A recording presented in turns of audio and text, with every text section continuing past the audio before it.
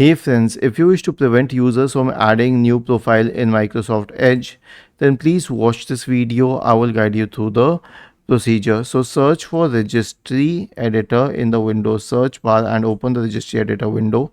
Navigate to the key H key local machine, software, policies, Microsoft. Right click on the Microsoft key and select new key, Edge, and hit enter.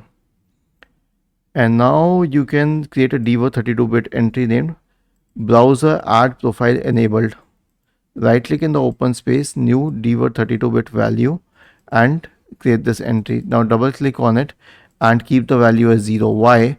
0 means disabled and the entry is browser add profile enabled, which means that it is going to be disabled. Okay, now you will not be able to add a profile. If you at a later stage wish to add a profile, simply right click on this entry and delete it. Okay, was this helpful? If yes, then please subscribe to the channel, and if not, then let us know in the comment section of the video on how we could help you further. Thank you for watching this video and have a nice day.